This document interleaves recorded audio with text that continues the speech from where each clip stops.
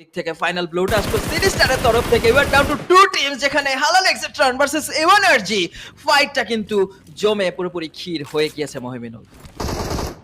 একদমই ডিয়ার ভাই, যেভাবে জমে উঠেছে ফাইট, যেখানে আমরা দেখতে পাচ্ছি 3v4 fight, position advantage ATR এর কাছে। এই চিকেন জিনার যদি এওয়ানার্জি স্পোর্টস ছিনিয়ে আনতে পারে, তাহলে এই ফাইনালের মধ্যে এটা একটা হিস্ট্রি কিন্তু হয়ে যাবে। এই মুহূর্তে 90 ডিগ্রি তাকে ভেহিকেল নিয়ে মুভ করতে দেখা যাচ্ছে, ডেস্টর্মের সাথে দেখা হয়ে যাবে, ভেহিকেল নিয়ে কিন্তু ডেস্টর্মার মুভ করছে।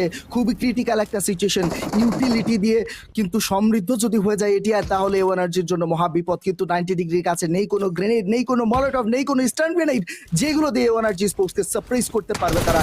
90 ডিগ্রি হিরন ব্যাটেলে চলে আসার চেষ্টা করেছিল সিনিস্টার, তাকে করলেন নক। 6ix9ine এন্ড ম্যাটক্যাটে গিয়ে আসার চেষ্টা করছে, রাউডি গ্রেনেড দিয়ে দিয়েছে ম্যাটক্যাট আর 6ix9ine। তারা দুজন কিন্তু দুটো অ্যাঙ্গেল ধরে রাখার চেষ্টা করছে। ম্যাটক্যাটের দিকে মলোটভ দিয়েছিল, কিন্তু মলোটভে তার খুব একটা বেশি কিছু প্রবলেম হয়নি। মাম্বা ব্যাকলাইন দিকে সাপোর্ট দেওয়ার জন্য প্রস্তুত রয়েছে, জাস্ট সে একদম পিক মোমেন্টের অপেক্ষা করছে, যখন তার জ্বলে ওঠা দরকার তখন সে জ্বলে উঠবে। সিনিস্টার 90 ডিগ্রি ফিনিশটা কিন্তু বের করে ফেলেছে। এই মুহূর্তে চলে এসেছে 6ix9ine, তার সাথে হচ্ছে 1v1। সিনিস্টার কেউ করলেন ডাউন, মাম্বাকেও কিন্তু টার্গেট রাখবে সিনিস্টার।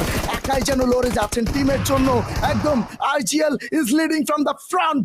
এই মুহূর্তে রাউডি মাম্বাকে করলো ডাউন, মার্কেটে গিয়ে যাবে, এই মুহূর্তে ফাইট দিবে এওয়ানার্জি স্পোর্টস।